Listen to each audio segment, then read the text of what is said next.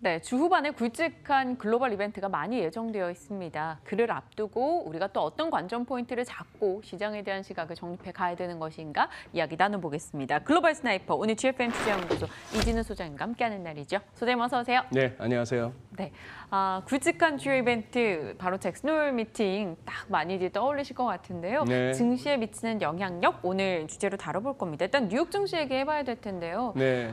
CNBC가 또 미국 증시가 역대 최장 강세에 진입하고 있다. 뭐 이런 언론 보도를 내면서 또 시장에 좀 이슈가 되고 있는데요. 9년간 4배 정도 주가가 올랐다고 하더라고요. 3,452포인트 예. 정도 오른 건데, 3,452일간 오른 거죠. 근데 며칠 전만 해도, 얼마 전만 해도 뉴욕 증시 흐름 살짝 꺾일 때 약세장 진입한다 막 이런 얘기 나왔잖아요. 그러다 또 이번엔 최장 강세다 오락가락하는 것 같아요. 네. 그 뉴스를 접하면서 참 씁쓸했습니다. 우리는 예. 우선 차트 상황 한번 보실까요? 네. 자, 이게 지금 지난 S&P 500 일간 차트 한번 띄워주시죠. 띄워주시면은 여기 보면 이제 1월 26일 날 그때 그날 종가는 그날 장중 고점이었어요. 2,872.87. 그러고 나서 이제 2월 급락이 왔잖아요. 네. 그러고 나서 지금 이렇게 왔습니다. 이것도 다 포함해서 아래 기사 먼저 보시면은 오늘이 수요일이지 않습니까? 만약 오늘도 오르게 된다면은 3,453일간 올라가지고 역사상 가장 긴 랠리가 된다는 거예요. 이런 것도 다 랠리에 포함하는 거죠. 네. 이때 코피 터지고 마우스피스 튀어나가고 했던 것도 다 랠리에 포함해서 큰 흐름으로 봐서 올랐으니까. 그래서 Tuesday, 어제 화요일자로는 타이 기록을 이루었다. 그게 1990년부터 2000년 3월까지 기록했던. 네. 찝찝합니다. 2000년 3월부터는 본격적인 닷컴 버블 붕괴가 시작되는 시점이었으니까. 어제 그래서 장중 고점이 2873.23으로 나오네요. 차트상. 그러면 1월 26일보다 한 1포인트 정도 뭐 0. 몇 포인트 더 높았다. 사상 최고치였어요. 종가는 고점 대비 한 10포인트 밀려서 2863. 이런 상황에서 오늘을 맞게 되는 겁니다. 오늘을 맞게 되는데 그래요. 미국 증시 10년 동안 올랐다. 뭐 사상 최고 기록치다. 우리는요. 삼성전자 액면 분할해서 300만 원 근처 때는 생각지도 못했던 거 삼성전자 주주가 돼봤더니만 물렸어요. 바이오 간다 해서 바이오 들어가서 지금 또 물려 있어요. 경협주 처음에 시작한 놈들만 먹었어요. 뭐 그냥 이런 뉴스가 있다라고 생각하고 가시죠. 그리고 이번 주가 민영 앵커 말씀하신 대로 자 오늘 22일이지 않습니까? 네. 내일은 23일 처서입니다. 이제 시원해지겠죠. 태풍까지 올라오는데 23일 원래는 500억 불 가운데 애초 340억 불이 아닌 160억 불에 대해서 서로 관세 때리기로 한 날이에요. 근데 오늘 내일 해서 내일까지 워싱턴에서 4차 미중 무역 협상이 열립니다. 네. 거기서 그러면 관세 때리는 거 서로 보류한다 정도의 어떤 협의를 이끌어낼지 아니면 트럼프 대통령이 시무룩하게 얘기했듯이 별로 기대 안 한다 했던 것처럼 별 내용 없이 끝날지. 그리고 나서 모레 이제 제롬 파월 의장의 또 그게 있죠. 잭슨홀 회의가 있는데 여기다가 또 트럼프 대통령이 한 소리 했죠. 이번 주 상당히 중요합니다. 뭔가 바라볼 변수들이 많은 것 맞습니다. 같아요. S&P 500 지수 움직임 얘기해 주실 때 문득 산이 높으면 골이 깊은 건 아닐까 이런 괜한 걱정도 찾아오기도 하고요. 좀 짚어볼 부분들이 많은데요. 일단 트럼프 대통령 이야기부터 해볼까요? 트럼프 대통령은 뭐 소위 지금 죽을 맛이다 이런 표현들이 나오더라고요. 이 성추문이나 혹은 러시아 유착 의혹 핵심 인물 최측근이 유죄 이야기가 나오면서 그에 따라 조금 시장에도 영향이 있지 않을까 이런 우려감도 많이 나오고 있는 상황인데요. 네. 이것까지 저희가 고려를 해야 되는 사안인가요?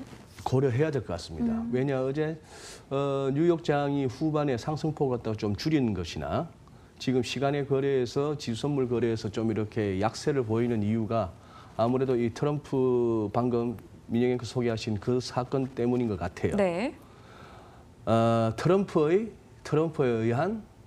위한 시장입니다.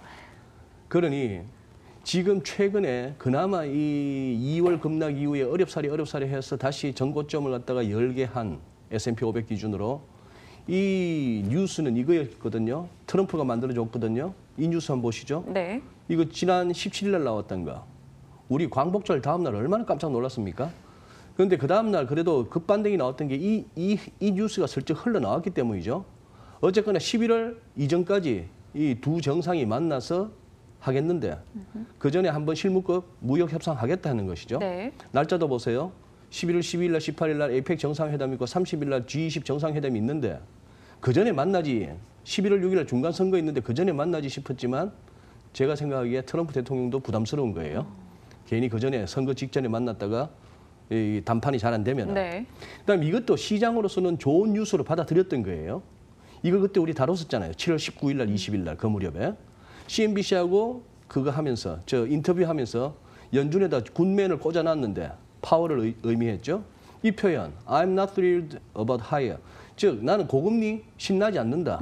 이런 표현을 했고 그 다음 날 중국, EU는 manipulating currency까지 했습니다. 환율을 조작하고 있다까지 트위터에 날렸어요. 일본은 빼고. 일본은 알아서 기어줄 거니까. 근데 어제 또 이게 로이터에서 단독으로 나왔죠. 로이터하고 인터뷰입니다. 일단 팔짱 끼고 인터뷰하는 거 봐서 지금 심기가 안 좋아요. 네. 똑같은 표현입니다. Not thrilled with Fed rate hike. 연준이 금리 올리는 거 나 신나지 않고 기분 안 좋아. 그리고 대놓고 얘기하다 보면 나 이번에 연준한테 도움 좀 받아야겠어. 이 트럼프니까 가능한 레토릭입니다. 이런 얘기 겁나서 못 하는데. 자, 그렇음에도 불구하고 지금 이제 어제 나왔던 건 이 얘기죠. 지금 CNBC입니다. 이거는. 이쪽은 또 블룸버그예요. 두 개 다 지금 무슨 얘기입니까? catastrophic day, 재앙에 가까운 날이었단 말이에요. 매너포트, 코헨, 이 두 사람이 펠런, 중범죄자라는 뜻이죠. 여기 뭐 블룸버그는 아주 뒷면을 이렇게 찍어놨네요. terrible day라 이렇게 나왔는데 여기는 마이클 코hen 개인 변호사였죠. 한 십몇 년 동안. 결국 그 포르노 배우 성추문이 있었던 거기 13만 달러 내 돈으로 줬다. 뭐 말을 바뀌었는데 결국 어제 트럼프란 이름을 쓰지 않고 연방 대통령 후보자한테 지시를 받고 이렇게 얘기했습니다. 자, 매너포트 여기도 둘 다 그냥 그거예요. 돈은 많은 인간들이 또 어쨌거나 금융 사기치고 대출 사기치고 해서 전 세계에다가 이래저래 열어놓은 계좌에다가 돈 받아서 그걸로 호화 생활하고 했던 그런 인간들인데 결국 보호를 못 받네요. 그리고 결국 뮬러가 제대로 한번 잡아넣네요. 뮬러 특검의 기소 1호였는데 결국 어제 유죄를 받았고 잘못하면 80년을 삽니다. 이 친구는 이래저래 죄목 몇 가지 하니까 한 63년을 살아야 될 것 같은데 검찰하고 한 4, 5년 사는 걸로 하고 내가 협조할게. 지금 이 상황이 되어 놓으니까 지금 이게 신경을 좀 쓰이는 거죠. 그 대신 이제 아시아 증시에 대한 시황에서는 의외로 아시아 시장은 이 트럼프 관련한 이 뉴스를 갖다가 좀 뭐 그냥 그러려니 하고 넘어간다 하는 분위기인데 그 대신 힘은 없죠. 로버트 뮬러 특검팀의 최초 기소 인물인 폴 매너포트. 네. 일단 이 소식이 나오고 뭐 특검팀의 수사가 훨씬 더 탄력을 받지 않을 것인가라는 목소리도 상당히 많습니다. 그러면요, 이제 또 중요시 봐야 되는 게 바로 잭슨홀 미팅이 될 것 네. 같은데요.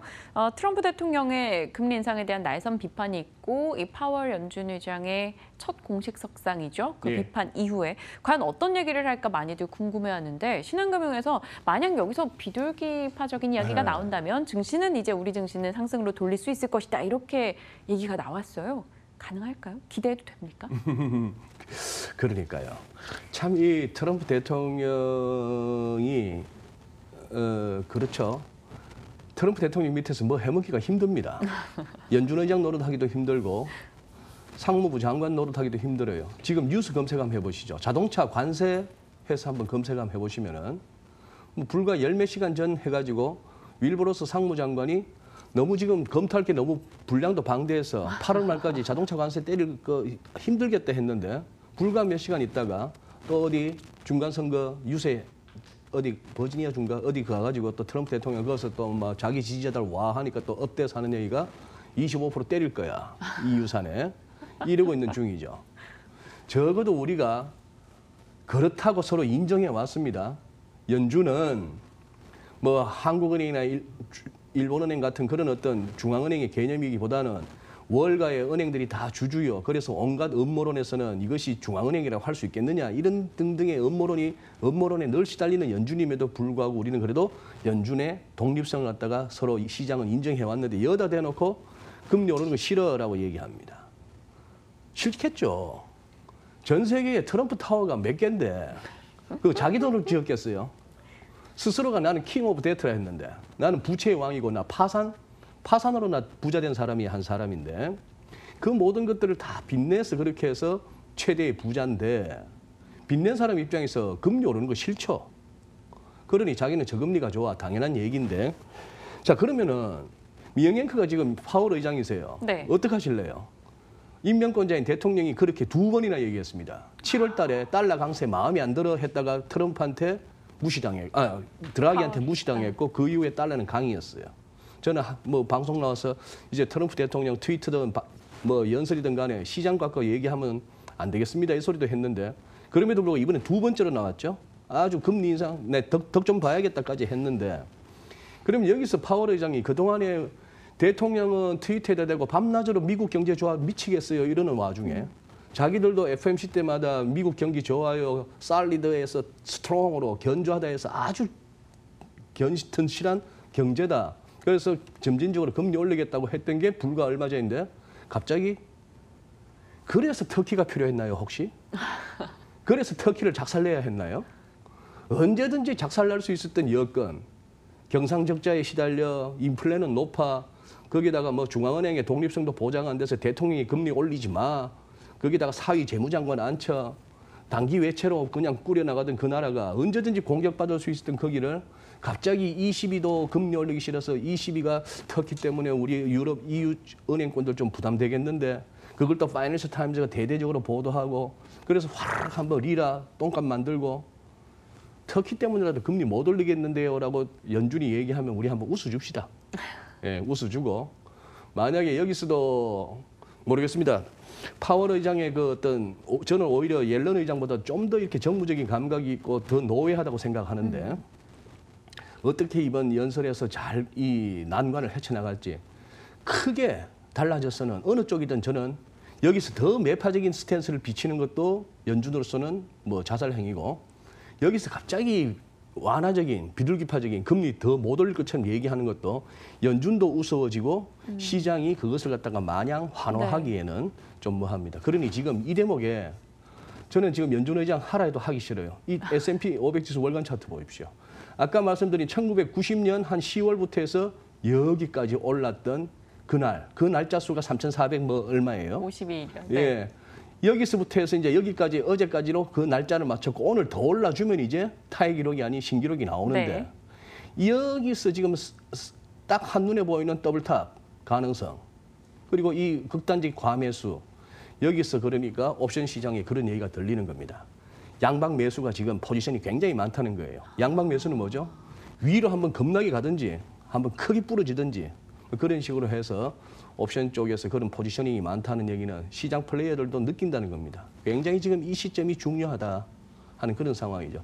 그래서 지금까지의 어떤 컨센서스 내지는 막연한 생각은 적어도 11월 중간선거까지는 장이 안 좋지 않겠니라고 했는데 여기에 지금 앞서 말씀드린 뮬러 특검 쪽에서 나온 뉴스가 가세했습니다. 여기서 그러면 트럼프 대통령의 다음 대응이 궁금하죠.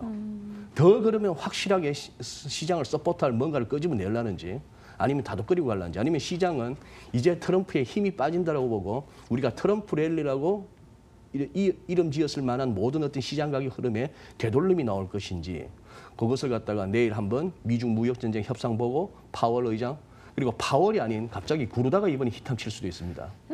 구르다 연설도 한번 주목해 보십시오. 네. 주목할 게, 또 체크할 게 너무나 많습니다. 저희 한 1분 정도 시간이 있는데요.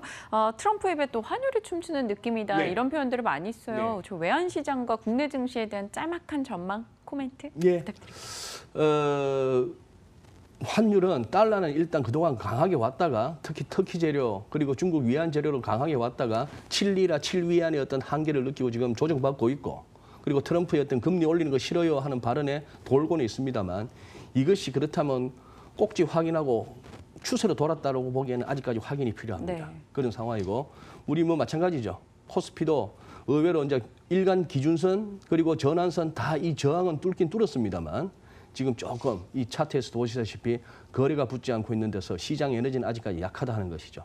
우리 시장도 조금 확인은 해야 되겠다는 얘기입니다. 지금 2,300까지 일단 가는 게 쉽지 않은 그러나 일단 뭐 단기 바닥을 봤을 거 아닌가 하는 기대감은 상당한 그러면서 우리도 양쪽 가능성을 열어놔야 되는 그런 국면입니다. 네, 양쪽 가능성을 열어놓고 들려오는 9주간 대외적 이벤트를 좀 체크하면서 포지션을 잡아볼 필요가 있을 것 같습니다. 자, 오늘도 참 정신없이 저도 빠져들어 이야기를 들은 것 같아요. GFM 투자연구소 이진우 소장님과 함께했습니다. 고맙습니다. 네, 감사합니다.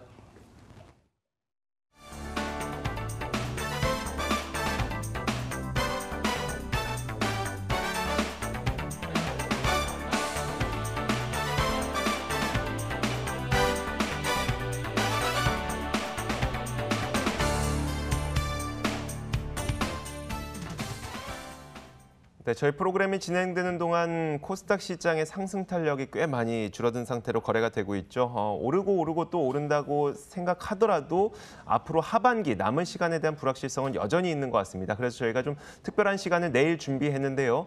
무국 선생으로 알려진 이승조 대표를 저희가 스튜디오에 직접 모시고 어려운 투자 여건 속에서 하반기에 주식시장 돌파구 어디에서 찾아야 되는지 직접 이야기를 들어보는 시간을 마련했습니다. 내일도 많은 시청 부탁드리도록 하겠습니다.